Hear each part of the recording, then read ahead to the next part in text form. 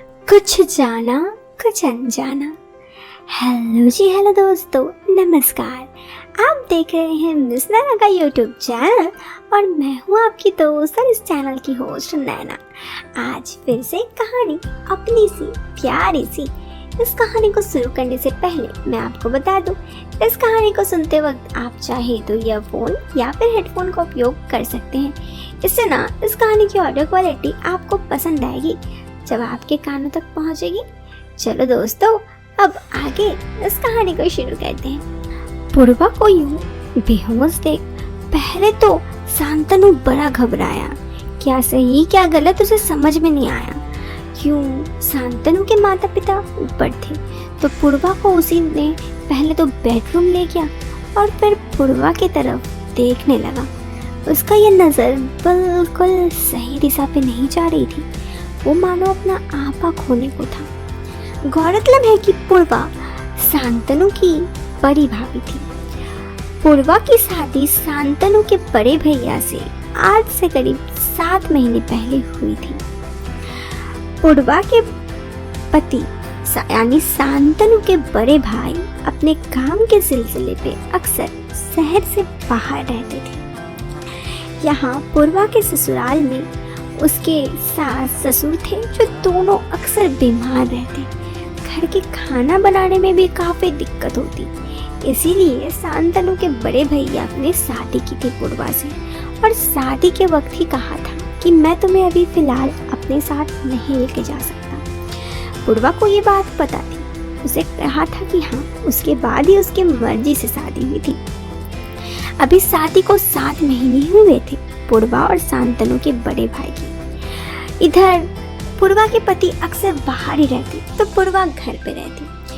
पूर्वा का अक्सर शांतनु से बहुत अच्छा बनता। वो शांतनु से काफी देर बातचीत करती। दोनों मिलके कभी शॉपिंग पे जाते तो कभी रेस्टोरेंट वगैरह जाते। पूर्वा को कुछ भी सामान लेने के लिए बाहर जाना हो वो शांतनु के साथ ही जाते। घर वाले भी यही कहते कि कहीं जाना हो तो शांतनु के साथ जाओ। ऐसे ही पूर्वा की जिंदगी कट रही थी। एक दिन की बात है, पूर्वा वॉशरूम में कुछ भूल गई थी शायद, इसीलिए उसने दरवाजा खुला रखा था और उधर शांतनु को कहा, शांतनु जरा टॉवल ला के देना। शांतनु ने कहा, जी भाभी अभी ला के देता हूँ। जैसे ही शांतनु टॉवल लेकर वॉशरूम की तरफ गया, उसने देखा पूर्वा बेहोश गिरी हुई है। शांतनु बहुत डर गया। उसे पता था ऊपर उसके माता पिता तो हैं, लेकिन अगर उन्हें बुलाएंगे तो उन दोनों को भी काफी परेशानी होगा। दोनों काफी बुजुर्ग हैं। इसीलिए उसने सोचा कि एक काम करता हूँ, मैं ही भाभी को कमरे तक ले जाता हूँ। शांतनु पूर्वा के कमरे तक ले गया। वहां पर जाकर वो देखा पूर्वा अभी तक बेहोश थी। उसके मन में कुछ ख्याल आया और उस ख्याल में भी वो डूब गया। उसे पता ही ना चला कि वो इस ख्याल में कितनी बड़ी गलती कर दिया। लेकिन इंसान भी हम वैसे होते हैं ना, जब गलती करते हैं तब तो सही लगता है, बाद में इसका अफसोस होता है कि इतनी बड़ी गलती शायद ना करनी चाहिए थी। उसके बाद शांतनु ने देखा कि अब तक पूर्वा को होश नहीं आया। उसने अब जाकर सबको बुलाया, डॉक्टर को बुलाया। फिर कुछ देर बाद पूर्वा को होश आ गई। पता चला पूर्वा थोड़ी थकावट की वजह से और कमजोरी की वजह से बेहोश हो गई थी। घर वालों को उसकी थोड़ी सी परेशानी जरूर हुई, क्योंकि पूर्वा बड़े ही प्यार से पूरा घर संभालती। तो किसी को भी घर में कुछ भी चीज जरूरत हो, हर वक्त पूर्वा से ही पूछते। कभी यहाँ ना ही सोचते कि पूर्वा को भी तो कभी रेस्ट की जरूरत है। आखिर अब सबको ये एहसास हो चुका था, इसलिए पूर्वा ने करीब 1 महीने तक बेड रेस्ट ही कहा गया। पूर्वा बेड रेस्ट में ही रही। इसी बीच पूर्वा के पति भी आए थे पूर्वा के हाल चाल पूछने। कुछ देर पूर्वा के साथ वक्त बिताए और फिर वापस अपने काम के सिलसिले पे चले गए। इस तरह अब लाइफ आगे कटती रही। पूर्वा शांतनु से बड़े ही नॉर्मल व्यवहार करती, जैसे वो पहले करती। शांतनु के साथ घूमने जाना, ठहाके लगा के हंसना, तो उसके साथ कभी कभी गेम्स खेलना, तो उसके साथ बाजार जाना। इस तरह सब कुछ बिल्कुल ही सही चल रहा था। फिर एक दिन की बात है, एक दिन पूर्वा से बिल्कुल नॉर्मल बिहेव शांतनु भी कर रहा था। इधर एक दिन पूर्वा शांतनु के लिए रोजाना की तरह चाय लेकर आई।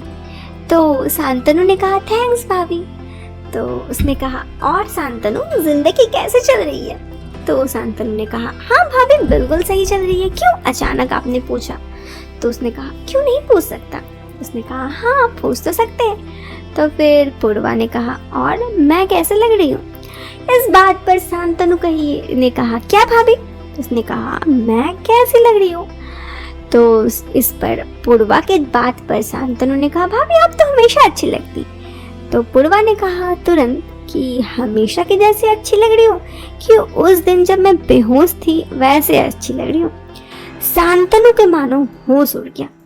पूर्वा ने कहा आपको क्या लगा कि मुझे कुछ पता नहीं चलेगा? मुझे सब पता था। इससे पहले कि शांतनु कुछ बोलता पूर्वा आगे बोली वैसे मुझे इस चीज से कोई दिक्कत नहीं है। आपको भी पता है मैं भी अकेले रहती हूँ तो मुझे कोई हर्ज ना था। इस बात पर शांतनु मानो चौंक गया। उसे तो विश्वास नहीं हो रहा था पूर्वा ऐसा बोलेगी। शांतनु ने कहा तो पूर्वा ने कहा आ जाना आज कमरे पे रात में, लेकिन ध्यान से किसी को पता ना चले। शांतनु ने कहा भाभी आप भी किसी को पता नहीं चलेगा। इस बात पर पूर्वा ने चकोटी काटते हुए कहा क्यों? उस दिन तो मुझे पता चल गया था ना। और इतना कह के चली गई। उस दिन मानो शांतनु से रात नहीं कट रही थी। वो किसी तरह जल्दी जल्दी रात होने का, शाम से रात गुजरने का इंतजार कर रहा था। ऐसे ही काफी देर बीती। सबने खाना खाया और फिर सब जैसे रोज छत पे चले जाते हैं माता पिता जा नहीं रहते आज। शांतनु बड़ा परेशान इधर उधर घूम रहा था। अचानक से उसकी माँ ने उसे टोका क्या हुआ शांतनु तुम्हें नींद नहीं आ रही है? शांतनु थोड़ा डर गया। इधर पूर्वा भी काफी डर गई। शांतनु ने कहा नहीं वो असल में है ना ये बात की। शांतनु थोड़ा हकबकाने लगा। तभी पूर्वा ने कहा अच्छा हाँ तुम्हें लैपटॉप चाहिए थे ना काम के लिए? शांतनु ने कहा हाँ भाभी वही लैपटॉप चाहिए थी। तो पूर्वा ने कहा कि लो मेरा लैपटॉप ले लो तुम हॉल पे बैठ के काम करो। इस तरह शांतनु बहाने से हॉल में बैठ के काम करने लगा। रात काफी हो गई थी तो शांतनु के माता पिता ऊपर कमरे पे चले गए। लाइट बंद हो गई और उसके बाद भी आधा घंटा इंतजार करने के बाद जब शांतनु ने देखा कि अब सब कुछ नॉर्मल है तो फिर पूर्वा के कमरे पे गया। और फिर यही उन दोनों की प्यार की शुरुआत थी। अब तो शांतनु जब चाहे पूर्वा के पास जाता उसके साथ वक्त बिताता मानो उसे तो हरी झंडी मिल गई थी। और इस तरह ही इस कहानी खत्म हो जाती है। ये आपको ये कहानी कैसी लगी आप हमें कमेंट बॉक्स पे कमेंट करके जरूर बताना। वीडियो के पसंद आने पर आप इस वीडियो को लाइक और चैनल पे पहली बार आए हैं तो सब्सक्राइब करें। मिलते हैं फिर एक नए वीडियो में एक नए इंटरेस्टिंग टॉपिक के साथ। चलो बाय टेक केयर।